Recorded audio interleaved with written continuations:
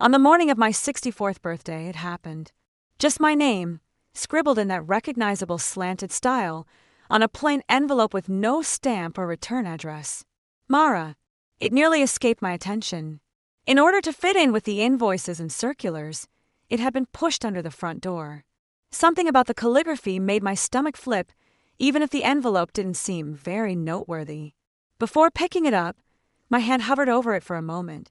Already, my heart was thumping more quickly. Even though the morning sun was shining through the living room windows, I felt oddly chilly as I sat down on the couch and carefully opened it. A basic birthday card with watercolor flowers and a gentle blue lettering that said, "Wishing you peace and joy," was inside. The fact that I hadn't experienced tranquility in years didn't stop me from breathing. Inside, it was the handwriting. I was aware. Each line, each loop. When we were younger, Ellis would write me tiny messages in my lunch. "Remember to grin. Get home safely. I already miss you." It had been 20 years since I last saw his writing. And suddenly it was there, looking up at me. "Mara, happy birthday. I never went away. Check out the basement." The card slipped out of my grasp and landed on the rug. The blood in my face started to run out. I was immobile, not even able to blink. My thoughts were racing simultaneously in all directions. My spouse, Ellis, has been absent since 2005. His automobile was discovered abandoned near the river by the cops. They found his wedding band, phone, and wallet inside. All but him. I was informed that it was probably suicide. They stated the current was strong. In several cases, the bodies never came back. We had an empty casket and a memorial service. Silence, casseroles, and friends. I mourned him. I detested him. I pardoned him. I was grieving once more. Then, with a million unsolved problems, I lived alone for the next 20 years. And now this. Holding the card as if it were about to burn me, I took it up again. I flipped it over to see what else was there. That one phrase, written in a style that only Ellis could write, with no date or signature. I never went away. I had a dry mouth. I carefully got to my feet and moved toward the hallway mirror. Examined myself. My image remained unchanged. Stunned, yet neither younger nor older. "No, this must be a prank," I said. But there was no one to prank me. I didn't keep close friends anymore. Brenna lived across the country now, and no one else even remembered the anniversary of his disappearance. I walked to the front door, opened it, looked up and down the street. No one, just the breeze rustling the trees, a stray newspaper still lying in the driveway. Who could have put it there? Who would? My heart pounded in my ears as I stared at the envelope again. I turned and faced the hallway that led to the basement. That basement had been silent for 2 decades. I hadn't done more than sweep it out once or twice a year. I didn't need storage space. I didn't need reminders. But now all I could think was, what did he mean? Look in the basement. Was it a metaphor, a threat, a cry for help? I didn't want to go down there, not alone, not without answers. But I also couldn't ignore it. And deep down, under the panic and the shock, there was something else. Hope. Not the innocent, joyful kind. No. This hope had jagged edges. It made my stomach turn, but it was there all the same. I took a breath, grabbed the flashlight from the drawer, and headed for the basement door. My hand trembled as I reached for the knob. Whatever I was about to find, one thing was certain. My story, the story I had told myself for 20 years, was about to change. Back in 2004, if you had asked me to describe my life, I would have called it ordinary, maybe even boring, but in the best possible way. I was 43, married for over 2 decades to Ellis Granger, a man who folded his socks with military precision and always left 2 sips of coffee in the pot like it was some kind of ritual. We lived in a modest 3-bedroom house in a quiet Pennsylvania suburb, just far enough from the city to hear crickets at night. Ellis was a high school history teacher, beloved by students for his bad puns and obsession with presidential trivia. He never forgot to turn off the oven, always raked the leaves before the first frost, and didn't believe in replacing things until they truly fell apart. That included our 15-year-old dishwasher and some might say our marriage. But we worked. We understood each other. We didn't fight. Not the loud kind, anyway. We made decisions together. We planned vacations around Brenna's school breaks. We had routines, rituals, and quiet jokes only the two of us understood. I was working part-time at the local library back then. My world was small but peaceful. Mornings started with Ellis reading the newspaper and me packing his lunch, always turkey and Swiss, apple slices, and a peanut butter cookie I knew he'd give to a student who looked like they needed one. Evenings were quieter, dinner, dishes, and then sitting on the porch while he graded papers and I read mystery novels. Our daughter, Brenna, was in her second year at college in Vermont, majoring in environmental science. She called twice a week, always with some new update about composting or protests, or a professor she admired. I missed her terribly, but I was proud. Ellis was too, though he never said it quite like I did. His way of showing love was more practical, sending her extra socks in the winter, mailing articles clipped from the newspaper. "She'll know I'm thinking of her," he'd say. Looking back, there weren't fireworks in our marriage, but there was comfort. And comfort, when you've been with someone long enough, feels like love. Every Friday night, we ordered from Sal's Pizza. We didn't even need to ask each other what we wanted. Half mushroom and black olive for me, plain cheese for him. He always picked the movie, usually something with spies or submarines, and I always fell asleep halfway through. He'd nudge me awake when the credits rolled and say, "You missed the best part," like he always did. On Sundays, we'd walk to the farmer's market hand in hand. He always carried the bags, even when I offered. We never talked about anything groundbreaking. Usually weather, neighborhood gossip, whose kid was getting married. But I never felt bored. I felt safe, held, like the world could change around us, but we'd stay the same. That's what made everything later so hard to believe, because nothing had felt broken. Not really. There were no slamming doors, no whispered phone calls in the middle of the night, no lipstick stains on collars. He was just there, consistent, predictable, mine. When people talk about the signs, they always say, "Weren't there any hints?" And I've thought about that question more times than I can count. Maybe there were. Maybe they were so small I blinked and missed them. Or maybe, and this is what haunts me, maybe he truly was everything he appeared to be. Until he wasn't. The last birthday I spent with him was my 44th. He took me to a little diner outside of town. Nothing fancy, just pancakes and coffee. But he made sure they put a candle in my slice of apple pie. The waitress sang off-key, and everyone clapped. And Ellis squeezed my hand under the table and said, "You're still my favorite mystery." I smiled at that. It was the kind of thing he said often. A little cheesy, a little cryptic. At the time, I thought he meant I surprised him, kept life interesting. Now, I wonder if he meant something else entirely. But in that moment, in that diner, I believed in us. I believe in our life, our story. I believe that no matter what came next, retirement, getting older, maybe becoming grandparents, we'd face it together. I never imagined that less than a year later he'd be gone, or that 2 decades after that, I'd be standing in our living room holding a card that would unravel everything I thought I knew about him and myself. The first red flag came quietly. No big fight, no dramatic confession, just a forgotten dinner. It was the evening of our 24th wedding anniversary, September 12th, 2004. I remember because I'd circled it in red ink on the kitchen calendar months in advance. I'd made reservations at a small Italian restaurant in town, the one where we'd celebrated our 10th and 15th anniversaries. I put on the same blue dress he once said made my eyes look like summer skies, and even wore lipstick, something I hadn't bothered with in years. Ellis wasn't home when I got dressed. I figured he'd gone to pick up a gift, or maybe stopped to grab flowers. I set my phone on the window sill and waited. 6 o'clock passed, then 6:30. At 7, the restaurant called to confirm if we were still coming. I tried calling Ellis, straight to voicemail. By 8, I was still sitting on the edge of our bed in full makeup and heels, staring at the front door like it might open on its own. My heart wasn't racing. It wasn't panic I felt. It was more like confusion, a slow-spreading ache in my chest. Ellis was many things, but he wasn't forgetful. He remembered birthdays, library due dates, when the milk expired. That was part of his charm. So, how could he forget this? When he finally walked in at 9:15, he looked surprised to see me in my dress. "Oh," he said, pausing in the doorway. "You're still up." I didn't say anything. I couldn't.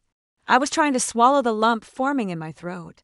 I had a meeting, he continued, taking off his jacket. Parent trouble. The Williams kid's mother came in and wouldn't leave. I lost track of time. No apology, just that. As if that explained everything. I looked at him.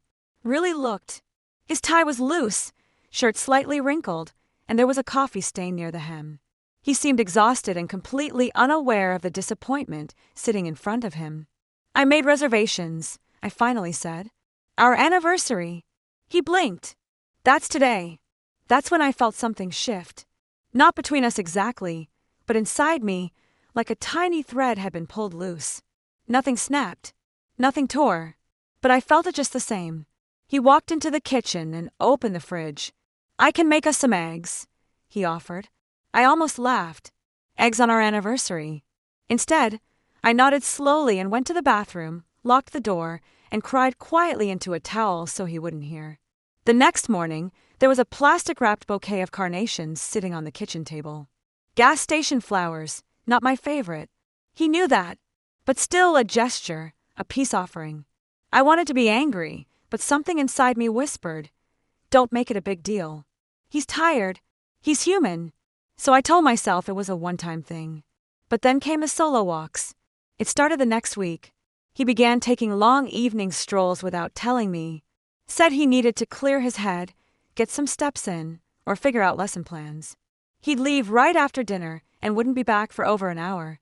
The first few times, I didn't think much of it. Everyone needs time alone. I enjoyed the quiet, honestly. I'd light a candle, make a cup of tea, and read in the living room while the house sat still around me. But then it became a pattern. Every night, like clockwork. He'd barely talk during dinner, then slip away. No hugs, no back soon. Just footsteps down the porch steps and a closed door. I started to wonder where he really went. I even followed him once, 5 minutes after he left. I got in my car and drove the neighborhood loop, but I never saw him. No sign of him walking, no familiar figure passing under street lamps. When he came home that night, he looked flushed, sweaty, said he jogged a little. I wanted to ask more questions, but I didn't. Instead, I said, maybe we could walk together tomorrow. He gave me a tight smile and said, sure. But the next night, he left early before I could even put the dishes away. That was when the doubt really started to form. Not enough to accuse, not enough to panic, just a whisper, a chill in the back of my mind. Something wasn't right. But I told myself every marriage has quiet seasons. I told myself I was being paranoid. I told myself that love is patient, love is kind, and all that. I chose silence. And in doing so, I missed the early cracks forming right beneath my feet. It didn't happen all at once. That's the part that still gets me. You don't notice the small cuts until you look down and realize you're bleeding. After the missed anniversary and the solo evening walks, something in Ellis began to dull. Or maybe it was something in me. But the man who once used to sneak me grocery store candy bars just because had become muted, like someone had turned down the volume on him, and he didn't even notice. We used to talk, not just about Brenna or the weather, but really talk about books, dreams, our fears about growing older. We used to sit in bed and laugh about how neither of us understood Twitter or how we kept meaning to fix that leaky faucet but never did. But now, conversations were reduced to logistics. Did you pay the gas bill? There's soup in the fridge. I'll be home late. Nothing more. No jokes, no questions, no warmth. I remember one morning in particular. I had gotten up early to make him breakfast. Real breakfast, not just toast and coffee. I made eggs the way he liked, over easy with pepper, and a slice of turkey bacon. I even cut some melon and placed it all on one of the ceramic plates we bought during our anniversary trip to Asheville years ago. He came downstairs, looked at the plate, and said, "Thanks," before taking it to the table. No eye contact, no kiss on the cheek, just a flat, tired thanks. He ate in silence, reading the paper. I sat across from him, waiting for something. A smile, a conversation, a moment. None came. When he left for work, I stood in the doorway and watched him walk to the car. He didn't wave, didn't even glance back. I spent that whole day feeling like a stranger in my own home. That summer, he stopped coming to bed at the same time as me. At first, he said he was grading papers late. Then, it became couldn't sleep. Then, I just find him already asleep on the couch when I came downstairs in the morning. I tried to initiate things. I'd put on the old music we used to dance to in the kitchen. I'd reach for his hand when we were walking down the driveway. I even suggested a weekend getaway, just the two of us. He smiled at that one. A strained, polite smile. "Things are just really hectic right now," he said. They were always hectic. Eventually, I stopped trying. Not out of anger. I wasn't angry. I was tired of reaching across a widening gap and never feeling his hand meet mine. The hardest part wasn't the loneliness. It was the invisibility. There's a specific kind of pain in realizing that the person you share a bed with no longer sees you. That you've become part of the furniture, the background noise, a figure in the corner of their life instead of the center. At church one Sunday, a woman asked Ellis how we were doing. He answered, same as ever, without even looking at me. I smiled and nodded. That had become my role, the smiling, nodding wife. Later that week, I got a haircut. Nothing drastic, just enough to frame my face and feel fresh. I came home, put on a new blouse, and made his favorite casserole for dinner. He didn't notice, didn't say a word, just served himself a plate, ate in silence, and went to the basement. That was another thing, the basement. He started spending more time down there. Said he was organizing old boxes, but I never heard much moving around. Just the sound of the door closing, the light turning on, and hours of silence. Sometimes I'd go to the top of the stairs and listen. Once I even called down, "Need help?" He didn't answer. I stood there for what felt like forever before walking away, quietly, ashamed for even asking. Over time, I started to shrink. Not physically, but emotionally. I stopped talking so much, stopped trying to share my day, stopped planning little surprises. It felt like living with a ghost. Except ghosts don't leave coffee mugs in the sink. They don't fill the laundry basket with socks you still fold. They don't kiss you on the forehead out of habit, only for you to realize the gesture holds no weight anymore. I wasn't just being ignored. I was being erased, piece by piece, and still I told myself marriages go through phases. It wasn't until the humiliation came, public and sharp, that I realized something far deeper was already gone. It was Brenna's college graduation dinner, early June 2005. She had just walked across the stage in her green and silver cap and gown, glowing with pride. I'd cried, of course. Ellis had clapped politely. I remember he barely took any photos, said he forgot to charge the camera, though I'd reminded him twice the night before. We planned a small dinner afterward, just family, and a few of Brenna's friends and professors. A cozy little celebration at a bistro near campus, the kind of place with warm lighting, handwritten menus, and linen napkins that felt too fancy for napkins. I'd worn a soft cream blouse, Brenna's favorite, and brought her a charm bracelet with 4 tiny silver leaves, one for every year she'd made it through. Ellis showed up late, not by much, maybe 10 minutes. But when he walked in, he looked rushed. He gave Brenna a side hug, muttered something about traffic, and slid into the seat beside her without even looking at me. I brushed it off. The night was for Brenna. Everything felt a little off, though. He kept checking his watch, glancing toward the entrance like he was expecting someone else to arrive. I tried to engage him, asked about a book he'd been reading, a student he was mentoring. He gave short answers, polite but distant. His tone was clipped, like he couldn't spare the energy for full sentences. Then, during dessert, it happened. One of Brenna's professors, Dr. Langston, a kind man with a gentle voice and a passion for ecology, leaned across the table and asked Ellis, "So what does your wife do?" He was looking right at me. Before I could open my mouth, Ellis answered, "Oh, she's just the wife." He said it with a chuckle, a little shrug, like it was harmless, like it was a joke everyone would understand. But no one laughed, not even Dr. Langston. He just blinked and gave a tight smile before changing the subject. I felt the blood rise to my face. I wasn't sure what to do. I glanced at Brenna, who was frowning at her father. She looked at me, almost apologetically, as if she had done something wrong. My throat tightened. I pushed my dessert plate slightly away, suddenly nauseated. Ellis didn't notice. The rest of the evening blurred. Conversations buzzed around me, but I felt like I was under glass, smiling when I was supposed to, nodding, laughing at jokes I didn't hear. My ears were ringing with those words. Just the wife. I kept replaying it in my head. The tone, the ease, the casual dismissal of the life I had given him, of who I was. I wasn't some stranger. I was the woman who had raised our daughter, who had kept our house running, supported his career, comforted him when he lost his parents, edited every cover letter he'd ever sent. I was the person who had loved him long before any of these people even knew his name, and now I was just the wife. When the check came, I reached for it. My hands shook as I pulled my wallet from my purse. Ellis didn't offer to split it. He just leaned back and said, "You've got this, right?" Like we hadn't just been married for nearly a quarter century. That was the moment something in me cracked. Clean and irreversible.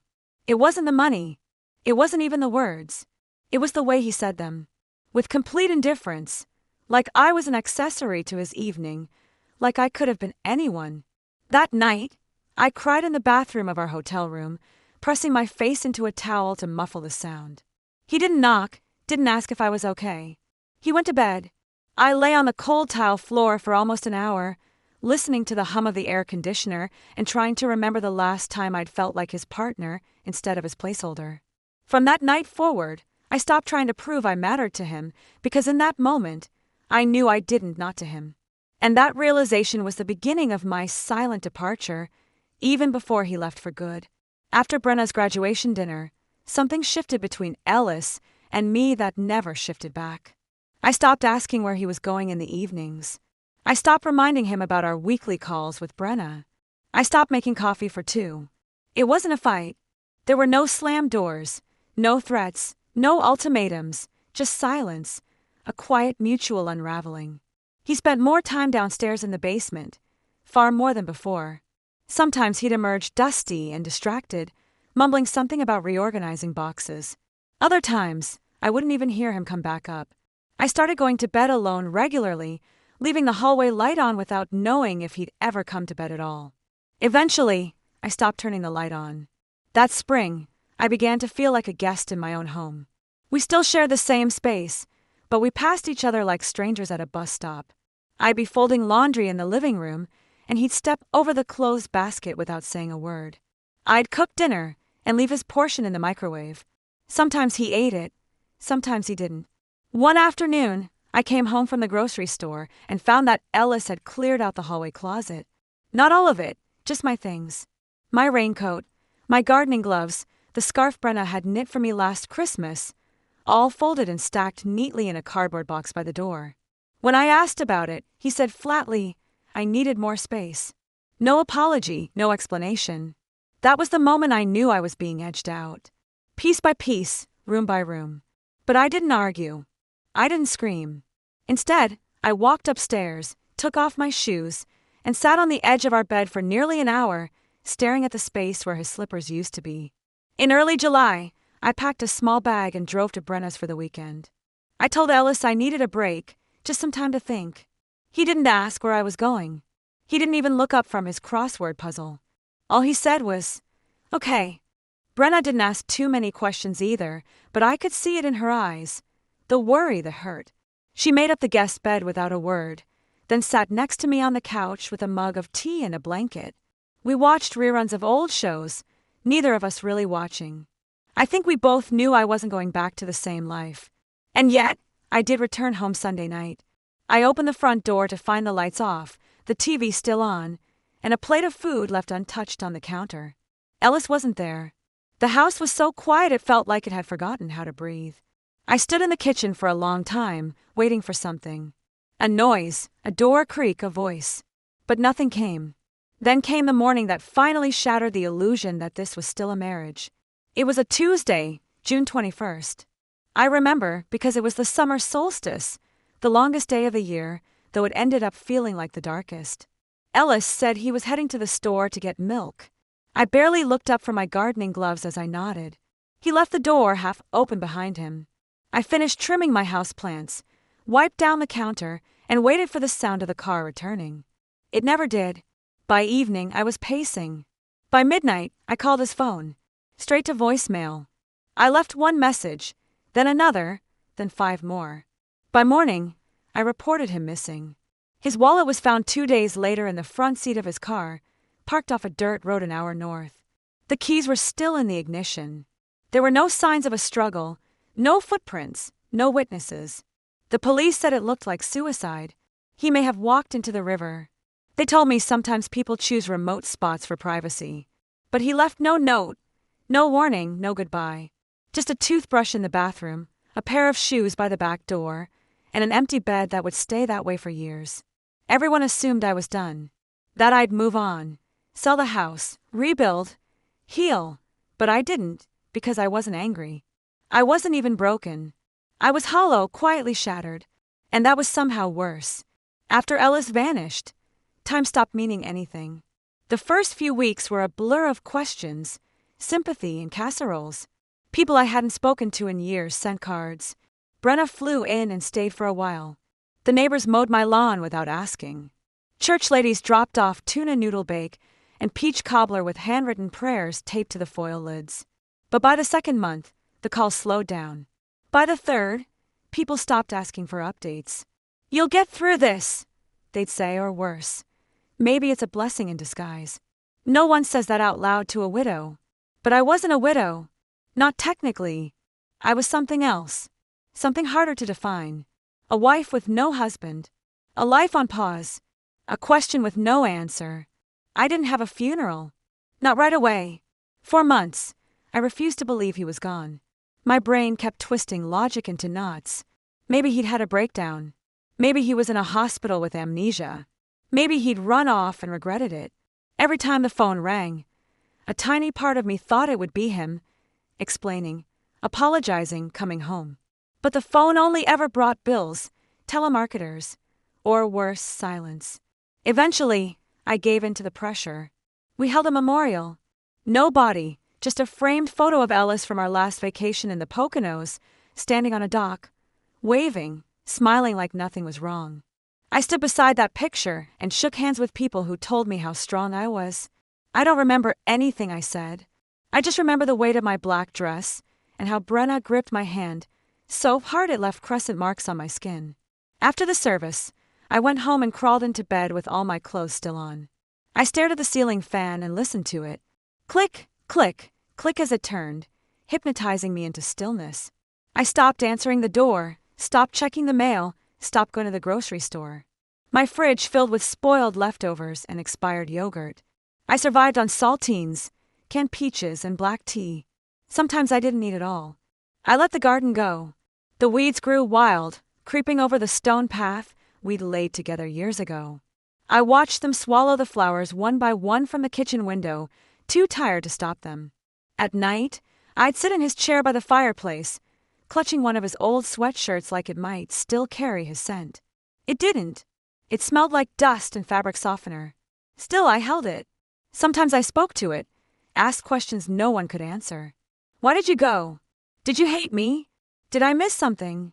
The house groaned and settled around me like it had its own grief to bear. Worst of all was the basement. I avoided it like it was haunted. That door stayed shut for months. I told myself it was just storage, just clutter, just shadows. But deep down, I couldn't shake the feeling that something lived down there. Not Ellis, not literally, but the version of him I could never reach. The answers, the truth. His absence filled that space like a fog. The one time I did go down, I only made it 3 steps before I turned back. The air was too heavy, the silence too loud. By the time the first anniversary of his disappearance arrived, I hadn't stepped out of the house in weeks. My clothes hung off me. My reflection looked like a stranger, pale, tired, older than I remembered being. That night, I sat at the kitchen table with a single candle lit.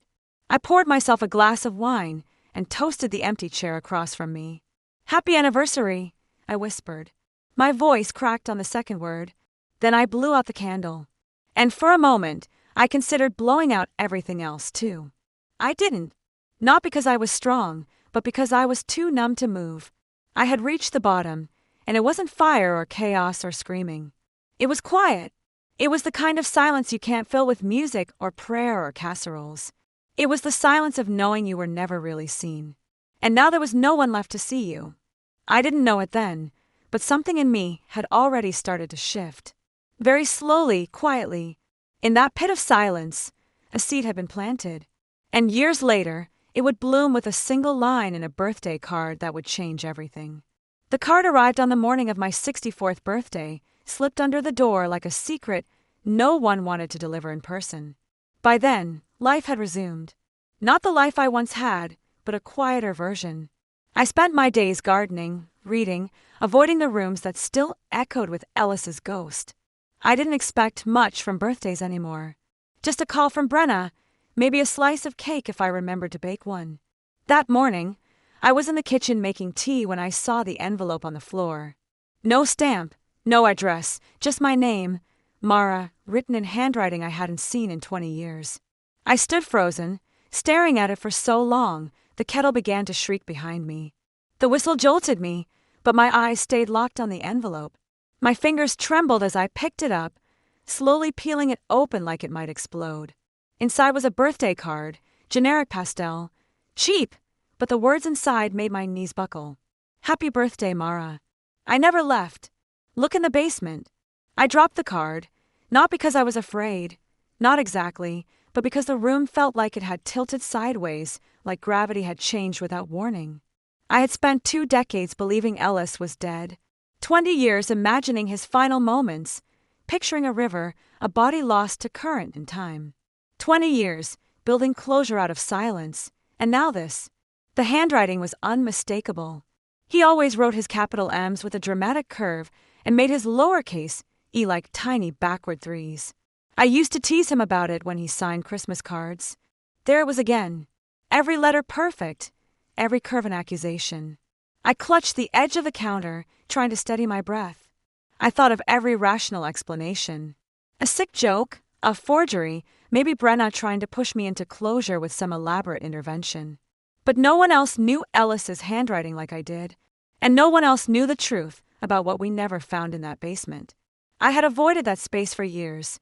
I couldn't bring myself to sort through his boxes, couldn't stomach the memories crammed between dusty photo albums and cracked VHS tapes. The basement was a graveyard, and I had let it stay that way, but now it was calling to me. I grabbed the flashlight and forced my feet toward the basement door. The knob felt cold, unfamiliar. I flicked on the switch at the top of the stairs, but the overhead bulb had long since burned out. The steps groaned beneath my weight. When I reached the bottom, the air was stale and still. My flashlight beam skimmed over old furniture draped in yellowing sheets, stacked boxes labeled Xmas and Brenna's school stuff. Nothing had moved in years, except there. In the far corner of the room, near the furnace, was a patch of wall that looked just slightly off, a bit cleaner, a little too smooth. I approached slowly, heart pounding in my throat. The flashlight flickered. I slapped it, muttered a curse, then pointed it back at the wall. I reached out and ran my fingers along the paneling and felt the seam. A thin, barely visible crack. I pushed. At first, nothing happened. Then, with a soft pop, the panel gave way. A hidden door. My breath caught. Behind it was a narrow cavity, not big enough to be a room, but deep enough to hold something. I pulled out a dusty box. It was heavier than it looked. Inside were files, letters, photographs, and none of them were mine. There were photos of Ellis with unfamiliar people, a woman I didn't recognize, smiling beside him in a park, kissing his cheek at a beachside cafe. Children, too, a boy and a girl. They looked to be about 8 to 10. There were letters signed Jonathan E. His middle name was Edward. Driver's licenses with his face, but a different name. Receipts from places he'd never told me he'd been. Airline tickets. A storage key. I sat down hard on the cold concrete, the box in my lap, shaking. He hadn't died. He hadn't disappeared. He had started over without me. The grief I thought I had buried roared back with a new face. Betrayal. My tears burned this time, not from sadness, but from rage, from shame, from the hollow realization that I had mourned a man who had simply walked away and kept walking.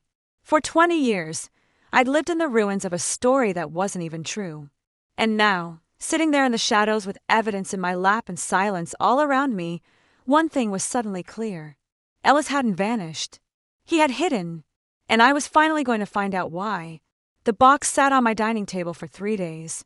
I didn't touch it again right away. I couldn't. Every time I passed it, I felt like it was pulsing, like the truth inside it was breathing, waiting. I wasn't ready to open it again, but I also couldn't put it away. It stayed there like a wound I couldn't bandage, a wound that refused to close. The first night after finding it, I didn't sleep. I lay awake with the bedroom light on, my body curled toward the empty side of the bed. I kept expecting to feel anger.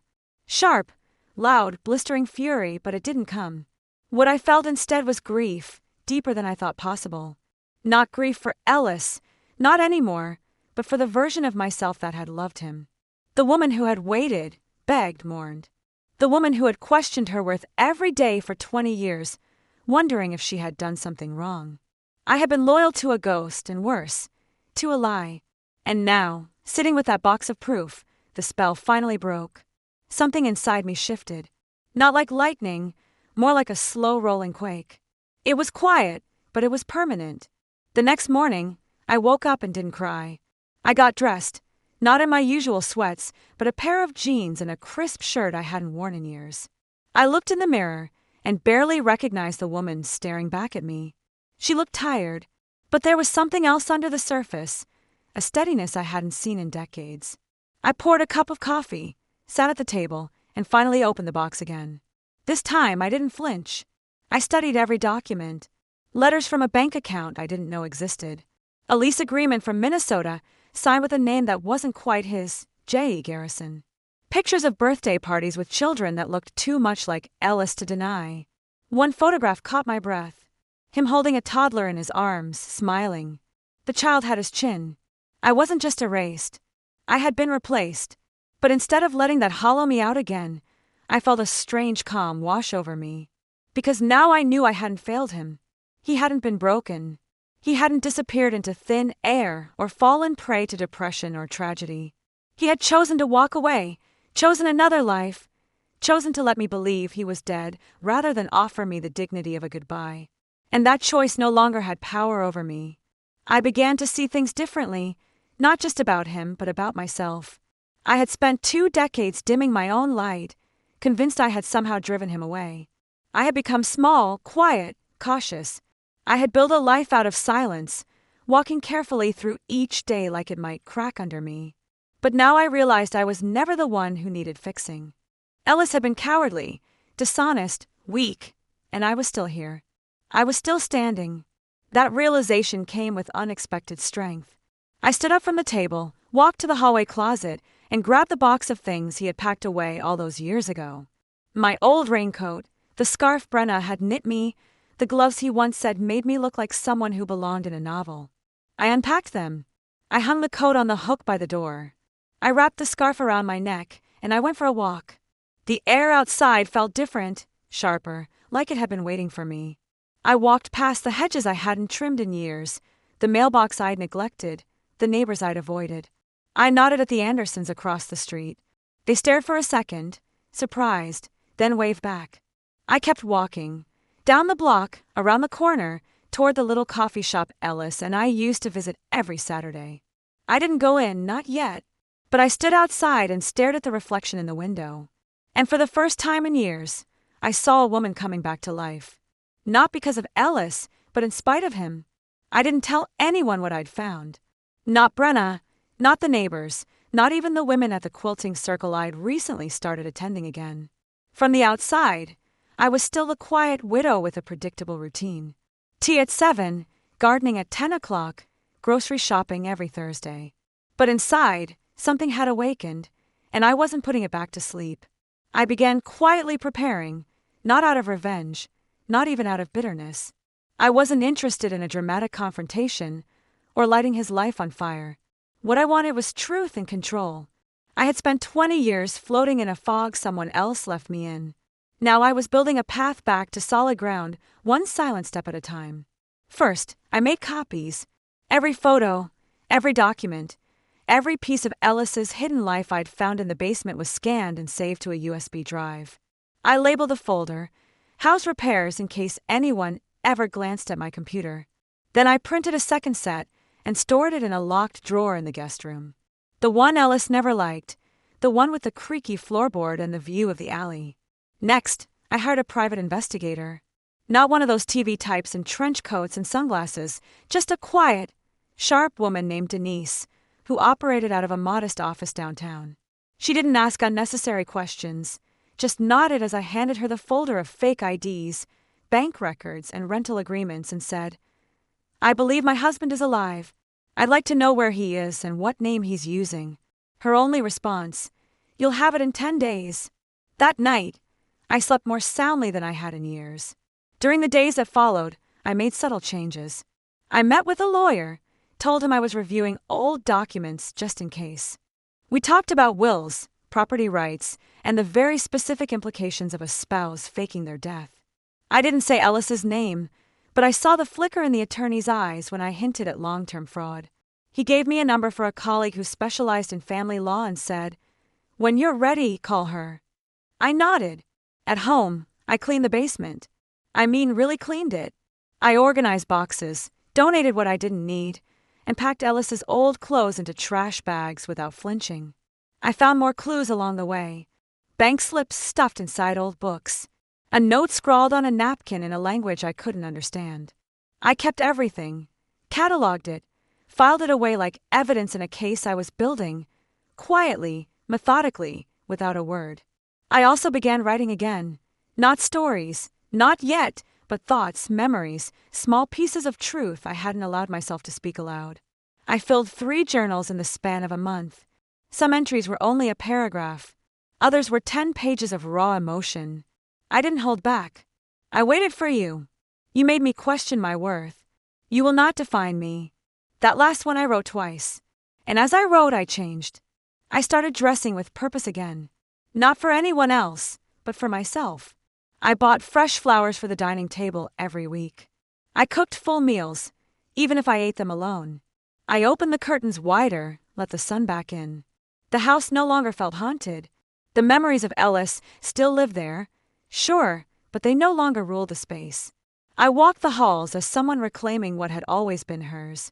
Even Brenna noticed on one of our weekly calls, she said, "You sound lighter." I smiled. Maybe I am. She didn't press. She never did, but I could hear the relief in her voice.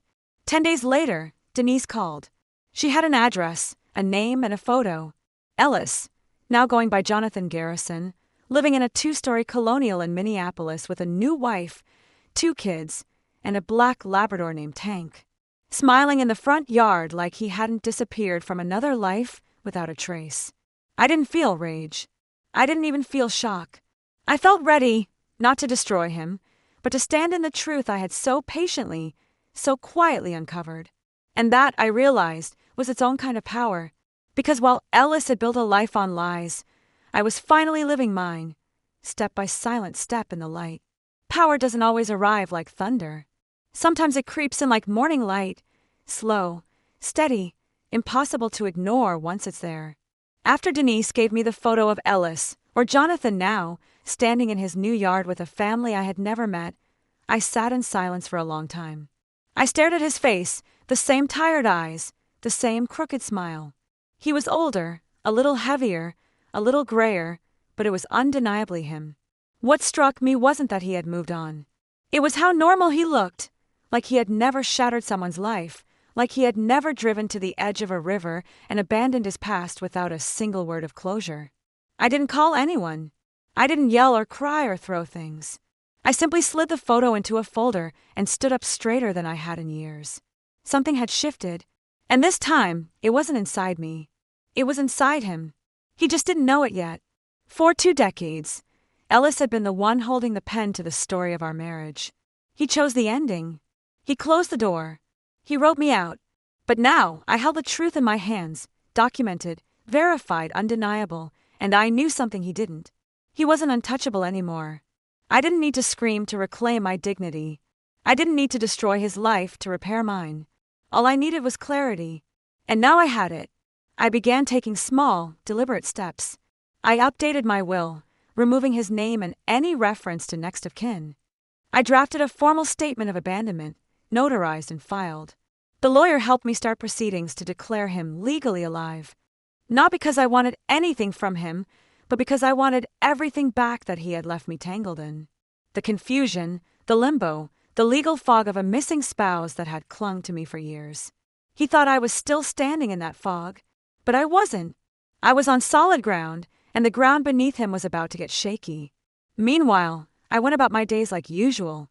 I baked muffins for the church bake sale. I helped Brenna pick out baby shower gifts for her best friend. I smiled at the cashier at the market. No one suspected that anything had changed, but everything had changed. One afternoon, I visited the bank where we used to have a joint account. I calmly presented the documentation showing he was alive, evidence of his false identity, the fact that he had never legally divorced me. The banker looked stunned but professional. She thanked me for the records and told me they'd forward the case to their fraud department. I walked out feeling taller. Not victorious, just certain. I didn't need revenge. What I wanted was truth to live where lies had taken root. The final straw came through Brenna, though she didn't know it. She called one evening and said, "You're not going to believe this, Mom. I got an email from someone named John Garrison. He said he used to know Dad." I froze. Did he say anything else? I asked calmly. Just that he came across my name and wanted to check in. Weird, right? I asked her to forward me the email. And when I read it, the tone, the language, the awkward warmth, I knew exactly who had written it. Ellis. He was trying to circle back. Maybe curiosity had gotten the better of him. Maybe guilt. Or maybe he'd sensed something in the air, a tremor in the foundation of the secret life he'd built. I didn't tell Brenna the truth. Not yet. Instead, I sent him a letter. No return address. Just a typed message tucked in a plain white envelope. I found the box. I know everything. Don't contact Brenna again. You may have left me, but I finally left you. No threats, no pleas, just clarity. I imagined him opening it. The panic, the recognition that the woman he once erased now stood outside the reach of his silence.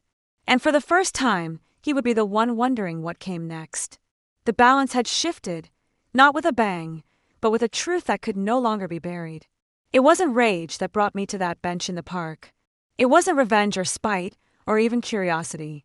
It was closure, a word I used to roll my eyes at, but now understood with a kind of sacred clarity. I didn't want to yell at Ellis. I didn't want to slap him, or demand an explanation I knew he could never give. I just wanted him to see me, the real me, the woman he tried to erase. After I sent the letter, I found the box. I know everything. He waited 6 days before reaching out. A plain email, no subject line, just 3 lines of text. Please let me explain. I never meant to hurt you. Can we meet? I stared at the screen for a long time. Then I typed back 1 hour. Valley Creek Park, Saturday noon. No more. I chose the location carefully. Not our home, not somewhere with shared memories. I picked a neutral place, open and public, but quiet enough for the truth to settle in. The park was halfway between where I lived and where Denise had said he was living now. I doubted he'd tell his new wife he was meeting me. That was fine. I wasn't there to disrupt. I was there to finish. I arrived early. The trees were bare, the branches stark against a gray spring sky. A breeze carried the scent of wet leaves and distant wood smoke. I sat on the far end of the bench near the creek, where the path curved just enough that I could watch people come without being seen first. And then he appeared. Ellis, or Jonathan, as he now called himself. He walked slowly, like someone approaching a crime scene. He looked older than in the photo, thinner. His hair had gone mostly white. He wore a blue jacket and carried a folded piece of paper in his hand, probably something rehearsed, something practiced. He spotted me and froze. I didn't move. After a moment, he walked over and sat, not too close. There was a space between us, the kind that used to be filled with warmth. Now it was cold, dense with everything unspoken. He opened his mouth, closed it. I didn't help him. Finally, he spoke. I don't know how to begin. I turned to look at him fully for the first time. His eyes were the same. Soft, cowardly. There's nothing you could say that would undo it, I said quietly. But go ahead. Try. He swallowed hard. I was drowning back then. I felt like I didn't matter. Like I was just going through the motions. Every day felt the same. I didn't know how to tell you. And then I met someone. It wasn't planned. It just happened. And I thought if I stayed, I'd end up resenting you. Hurting you worse. You did hurt me worse, I replied, my voice steady. You let me think you were dead. You watched me bury an empty coffin. You watched our daughter cry for a man who didn't even have the courage to say goodbye. He flinched. I thought it would be kinder. Don't, I said sharply. Don't pretend this was mercy. It was selfishness disguised as a disappearing act. He stared at the creek, ashamed. I didn't contact Brenna again, he said. I promise. I thought maybe after all these years. I'm not here to reconcile, Ellis. He looked at me again. Truly looked. I'm here because I want you to see what you tried to bury. I lived with your ghost for 20 years. I questioned everything.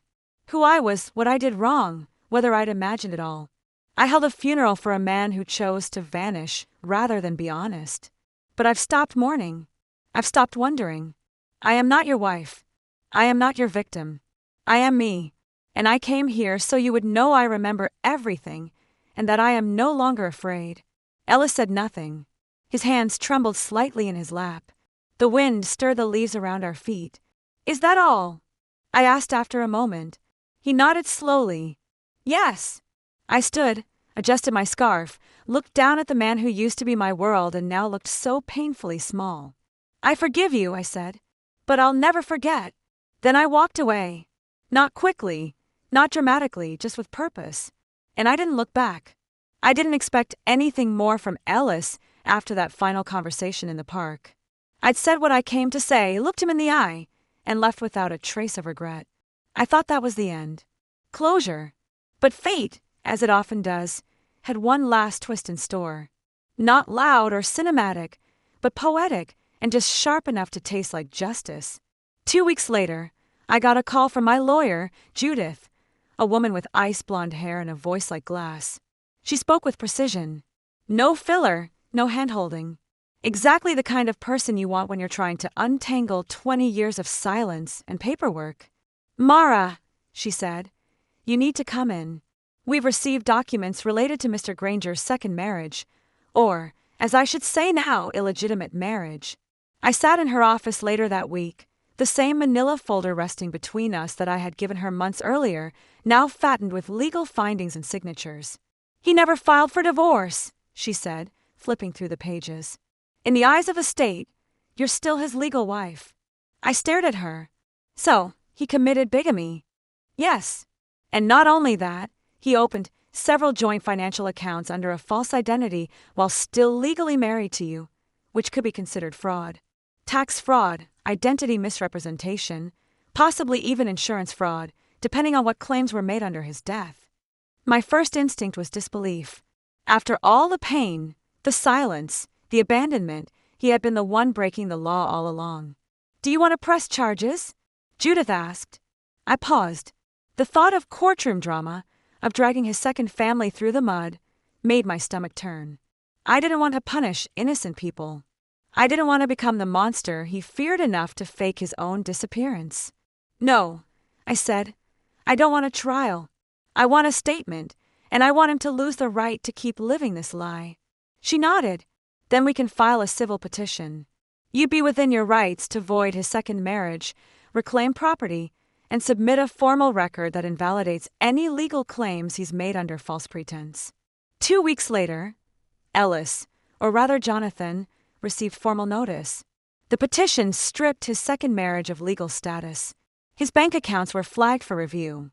His name entered a fraud registry, quietly, carefully, without fanfare. The life he built on the bones of my grief began to unravel.